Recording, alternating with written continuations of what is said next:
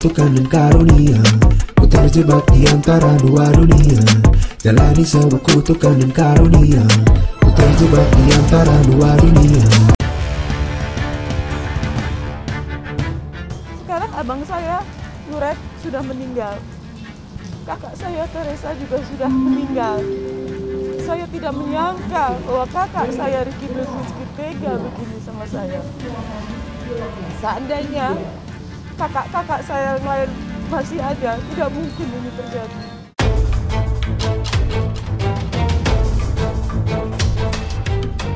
Mantan Ratu Sinetron Indonesia, Tamara Bleszczynski, hadir di Pengadilan Negeri Jakarta Selatan kemarin siang untuk melakukan mediasi terkait gugatan perdata senilai 34 miliar yang dilayangkan Resort Bleszczynski, kakaknya.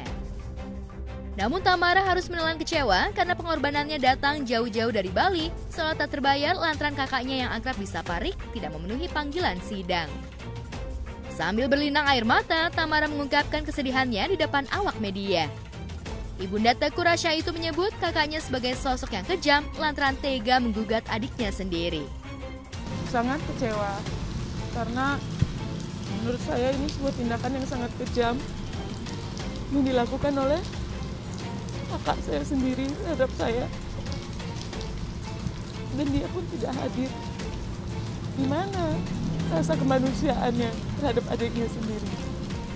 Pihak kuasa hukumnya penggugat bilang tidak hadir karena sakit, cuman tadi hakim mediatornya sampaikan bahwa harus hadir karena penggugat dan dikasih waktu 3 minggu. Kita akan sidang lagi, pengacaranya penggugat minta tanggal 15 Maret akan menghadirkan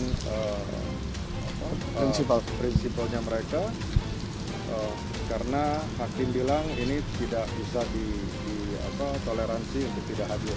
Jadi diharapkan harus hadir di tanggal 15 tersebut karena mereka minta waktu 3 minggu dari sekarang. Kepada awak media, Tamara memang tidak menampik adanya perjanjian hitam di atas putih antara dirinya dengan Rick Bleszczynski terkait biaya pengobatan ayah mereka yang meninggal pada 28 November 2001. Dalam perjanjian itu, biaya pengobatan Zbigniew Bleszczynski yang mencapai $102 Amerika ditanggung berdua oleh Ricky dan Tamara. Karena semua biaya sudah ditalangi oleh Rick, maka kewajiban Tamara adalah membayar $51 Amerika kepada sang kakak yang sudah lama bermukim di Amerika itu. Lalu benarkah selama 21 tahun lebih Tamara tidak sepersen pun mencicil pembayaran kepada kakaknya? Jika punya ikatan persaudaraan, mengapa uang sejumlah $51 Amerika itu dibungakan oleh Rick hingga Tamara harus membayar 34 miliar? Hubungannya bagaimana? Ya lihat saja seperti ini. Memang tidak harmonis dari awal. Ya lihat aja, saya sudah tidak bisa mampu dan saya tidak mampu untuk berbicara hubungan saya bagaimana. Tetapi kan dengan kejadian ini seorang kakak yang paling tua yang masih hidup menggugat adik kandungnya sendiri untuk perobatan biaya rumah sakit, dibungain, deposito di ini, dan warisan saya pun mau disita. Ya seperti itu sifatnya.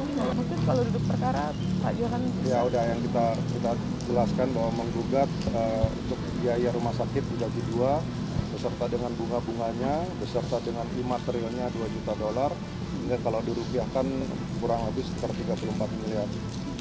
Itu yang bahkan mediatornya sendiri pun agak terkejut gitu ya, tapi kita lihat selanjutnya bagaimana dalam proses mediasi ini. Gugatan itu menyangkut tentang biaya Pak Bles di saat sakit. Ada 3 kali sakit di bulan, ada 3 kali sakit. Kemudian sakit pertama itu di California, Pak Bles yang ngurusin, biaya semua dari Pak Rick yang ngurusin. Sakit kedua juga kakinya diamputasi, itu pun Pak Rick yang ngurusin. Termasuk seluruh biaya rumah sakit ada di Pak Rick yang nanggung semua. Tahun 2000. Kemudian tahun 2001 meninggallah Pak Bles. Dan ternyata seluruh biaya rumah sakit ditanggung oleh Pak Rick. Kemudian 1 bulan setelah Pak Bles meninggal, adalah kesepakatan sama para ahli waris, terutama sama Tamara. Ini gimana nih biaya rumah sakit? Akhirnya disepakatilah bagi 2. totalnya 103.000 US dollar, sehingga dibagi dua, 51.000 tahun 2001, 1 bulan setelah Pak Bles meninggal ditandatangani bulan Desember. Tapi ternyata sampai hari ini udah 20 tahun lebih Ibu Tamara nggak membayar uangnya. Selain soal bunga uang yang fantastis, Rick juga dituding Tamara tidak berlaku adil terhadap semua saudara. Pasalnya saat itu, Jurek Blazensky dan Teresa Blazensky kakaknya masih hidup dan ikut mengawal kepulangan jenazah Zbigniew Blazensky dari Australia ke Indonesia pada 2001 lalu. Teguh Rafli yang saat itu masih berstatus suami Tamara juga ikut mengawal pemakaman ayah Tamara. Tapi mengapa sebulan kemudian perjanjian pembayaran biaya pengobatan ayah mereka hanya dibebankan kepada Rick dan Tamara? Dan keluarganya banyak. Kenapa hanya dibagi dua? Kenapa nggak anak-anak yang lain juga, keluarga-keluarga yang lain itu juga dibagi gitu? Itu semua yang lain tuh kan lagi susah semua hidupnya. Tamara kan lagi banyak duitnya. Pada saat itu yang lain tuh kan lagi pada susah semua. Masa dia bebankan semua ke, kan nggak, udahlah biar Tamara aja. Tamara ya udahlah biar dia. Saya itu tahun 2001 anak saya masih 2 tahun. Anak saya masih 2 tahun, bapak saya belum 40 hari meninggal. Bapak saya meninggal pada tanggal 28 November 2001. Bapak saya agamanya adalah Katolik. Saya seorang Muslim. Ya. Begitu bapak saya meninggal di Australia Perth, itu tidak langsung dikuburkan. Itu ada prosesnya untuk mengirimkan jenazah almarhum bapak saya ke Indonesia.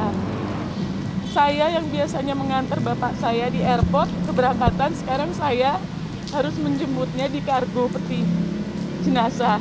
Waktu itu almarhum kakak saya Teresa Blazensky dan juga almarhum kakak saya yang satu lagi, Jurek Blazensky masih ada. Ya, kemudian kami jemput jenazahnya basah karena di peti bajunya basah. Kami pun harus mengganti bajunya. Ini adalah suatu proses duka 40 hari paling tidak. Kemudian dikuburkan. Sedih saya. Saya dalam keadaan yang sangat duka. Anak saya baru 2 tahun. Jadi kalau berbicara dulu sebelum bilang, mana hati nuranimu? Mana? Insyaallah. Yang pasti Mbak, hari ini Mbak Tamara ini menunjukkan itikat baik dia. 1. Yang kedua, dia patuh, taat proses hukum. Yang ketiga, nggak ada kekhawatiran dia sedikit pun. Yang keempat, yang paling dahsyat adalah di hati dia yang paling dalam adalah ini adalah mengenai orang tua saya. Loh, biaya pengobatan untuk orang tua saya masih bisa dimainkan dalam gugatan yang harusnya semua anaknya bertanggung jawab. Semua, karena waktu itu masih hidup. Silahkan diterjemahkan kenapa harus yang disodorkan itu kepada Mbak Tamara. Sayangnya saat itu Tamara tidak memprotes sikap sang kakak. Ia justru menandatangani surat perjanjian itu. Di sisi lain, lewat kuasa hukumnya, Rick mengaku tidak pernah menagih $51 itu kepada Tamara. Rick baru kebakaran jenggot setelah Tamara kasak-kusuk mempermasalahkan hotel warisan ayah mereka yang menjadi salah satu hotel legendaris di kawasan Puncak karena sudah berdiri sejak tahun 70-an. Bahkan pada 2021 lalu saat pandemi corona di mana semua hotel mati suri, Tamara melaporkan Rick ke Polda Jabar atas dugaan penipuan dan penggelapan aset hotel. Hal itulah yang membuat Rick murka sehingga auto memperkarakan perjanjian biaya pengobatan ayah mereka yang diacuhkan Tamara selama 21 tahun. Mana buktinya? Ya, mana buktinya? Mana buktinya? Itu aja, mana buktinya? Memangnya saya kalau ngelahirin nggak stop dulu, kan ada mengandung 9 bulan, ya kan? Ada melahirkan, ada menyusui, nggak mungkin tiba-tiba langsung gitu, tidak mungkin. Anak saya masih 2 tahun, walaupun mau meniti pasti meniti lagi dari awal. Bapak saya baru meninggal, masa mah dipikirin malah harta aja terus. Ya memang Pak Arik itu kan keluarganya abang kakaknya. Awalnya sih ya sudahlah, ngapainlah ribut-ribut gitu kan. Tapi ternyata terus sampailah akhirnya Pak Arik itu dilaporkan kemana-mana, sampai ke polisi, ke Polda Jawa Barat. Dibilang Pak Arik nipu, dibilang Pak Arik menggelapkan, padahal Pak Arik tidak nagih biaya ini sudah 21 tahun. Sakit hati Pak Arik terhadap apa yang dilakukan oleh Tamara, yang bilang penipuan. Nah itu tidak ada, semua penipuan, penggelapan tidak ada.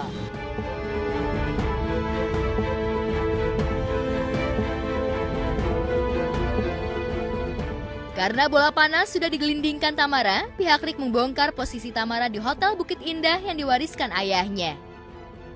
Menurut Andi Mulya Siregar, di hotel itu Tamara hanya punya saham 20%, selebihnya dimiliki oleh RIK karena telah mengeluarkan uang untuk mengcover biaya pengobatan Zbigniew Blazensky.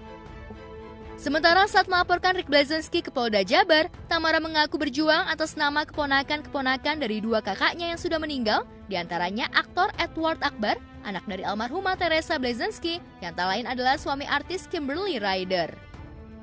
Yang belum dibagi adalah salah satu hotel Bukit Indah Puncak yang berada di Cianjur, Jawa Barat. Itu yang menjadi polemik sampai sekarang. Iya, yang semestinya kemarin itu sudah dijual, semestinya kan, tiba-tiba begini. Itu kan perusahaan, dikelola oleh perusahaan. Perusahaan ini kan punya saham masing-masing. Nah, Tamara ini punya saham 20%. Pak Arik itu mayoritas. Ya, mayoritas dia, di atas 50%. Tamara 20%. Nah, dia bilang gimana mau mengelola itu, saya nggak dilibatkan. Ya kan udah ada pengurusnya. Pemegang saham itu kan menunjuk pengurus-pengurusnya. Siapa pengurusnya? Direkturnya, komisaris, kan semua dia diurusin direktur komisaris. Ayah saya, Pak Zbigniew Blazensky adalah orang yang baik. Beliau baik dan sayang kepada semua anak-anaknya. Beliau adalah orang yang bijaksana dan adil dan memberikan warisannya secara adil. Ini belum jalan, sudah 21 tahun tertahan. Sudah 21, sudah terlalu lama. Ini kenapa bisa menjadi seperti ini? Karena warisan tidak dibagi semestinya. Dan kasihan sama bapak saya.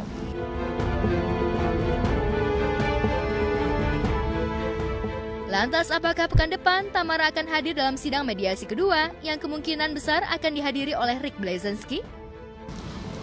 Ya itu di pengadilan ya, kita tunggu respon ini di pengadilan. Karena ranahnya sudah ranah di pengadilan. Ya sedih lah, sedih sekali. Tapi ya, Datang nanti. insya Allah saya jalanin saja hari demi hari. Terima kasih ya.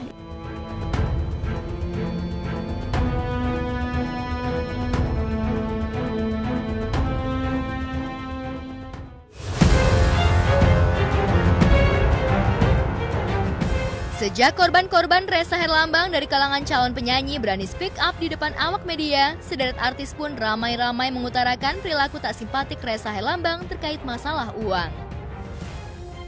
Setelah penyanyi Rita Hassan, kini artis Barbie Kumalasari pun mengaku ditipu oleh Ressa. Seperti halnya Cleopatra dan Iva Dewi, Barbie ditawari lagu oleh Ressa. Pada 2019, sosok Barbie memang tengah viral hingga dijuluki Ratu Halu, hingga merasa perlu untuk memperkokoh eksistensi di belantika musik Indonesia.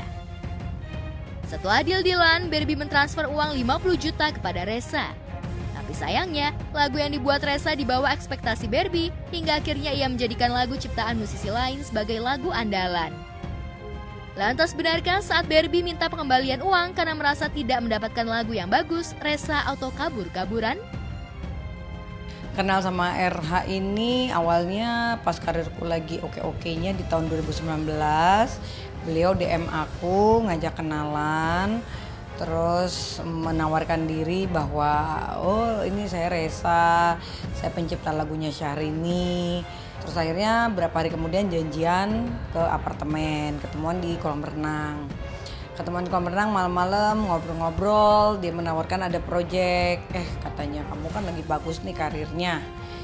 Gimana kalau aku bikinin lagu? Ngobrol punya ngobrol, hitung-hitungan budget. Terus akhirnya uang udah aku transfer. Dia bilang ya udah sabar ya nanti aku bikinin lagunya. Bikinin lagu sampai aku berapa bulan, aku sambil kursus nyanyi di Kak Berta, ternyata kok lagunya nggak ada-ada. Aku setiap hari nanya, Reza gimana? Iya sabar ya lagi dibikin. Sampai lama banget, sampai aku mikir gitu, kok begini sementara kita kan preskon, terus nama, terus planning juga kan waktu itu kan lagi bagus-bagusnya. Sayang gitu loh kalau sampai itu tidak berjalan. Sampai akhirnya aku berantem kan, gue gak mau tahu minta balikin duitnya gak mau dipulangin waktu itu sama dia gitu kan. Sampai aku bilang, nah lu bikin lagu kayak gini, gue dengernya aja udah enek gitu loh. Musiknya juga nggak ada yang live gitu, musiknya musik mesin semua. Dia paksakan aku bayar segitu setelah udah 4 bulan lebih ya, hampir 6 bulan kalau nggak salah. Akhirnya dia terpaksa memaksakan aku untuk aku harus menerima dengan musik yang dia buat, ya aku nggak mau. Terus waktu itu Kak Berta juga bilang enggak. Itu mah malu-maluin gue, nggak usah, mendingan ngapain nyanyi kayak gitu. Jadi aku ngerasa untuk nama baik dia pada saat itu nggak sesuai ekspektasi gitu.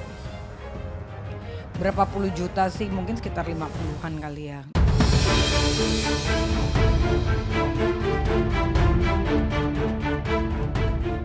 Saat menagih uang kepada Reza, Barbie baru tahu kalau musisi yang pernah dijuluki Justin Timberlake Indonesia itu punya kasus serupa dengan selebriti kurang terkenal dan calon artis. Bahkan di dunia politik, Reza yang dimanajeri oleh Astrid dan masuk dalam sebuah partai sempat memanfaatkan nama besarnya untuk melakukan aksi tipu-tipu. Salah satu korbannya adalah Rita Hasan. Saat melakukan kampanye bersama, Rita seolah merasa ditodong untuk meminjamkan uang oleh Reza. Karena mengenal baik Astrid yang membawa Reza ke pentas politik, Rita mau meminjamkan uang puluhan juta. Jika Barbie Kumalasari mendapatkan sebagian dari uang yang ditransfernya ke Reza, benarkah sampai sekarang Rita Hasan tidak pernah menerima pengembalian uang dari Reza? Kesel banget Mbak, mungkin bagi orang yang belum berhadapan langsung, belum tahu dan belum kena korbannya, ya pastilah akan membela dia. Tapi kalau kita yang jadi korbannya, kita cuma minta pertanggungjawaban dia, gitu aja. Karena memang salahnya kita tuh nggak pakai ya hitam di atas putih. Aku nagih ke Mbak Astrid bilang Reza, ya emang buat Reza kan saat itu, tapi memang Mbak Astrid yang ngomong ke aku. Yang kemudian adiknya juga, kembarannya, entah kakaknya, entah adiknya, pokoknya kembarannya si Ricky juga minjam uang aku. Malam-malam aku lagi syuting di telepon dengan pakaian yang pakai sanggul-sanggul gitu, aku harus ke ATM.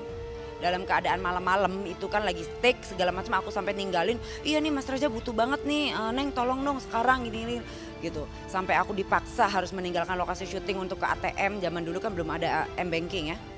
Kayak gitu, sampai segitunya teganya gitu, begitu ditagih, ya itu Ricky, Neng, saya nggak tahu gitu-gitu.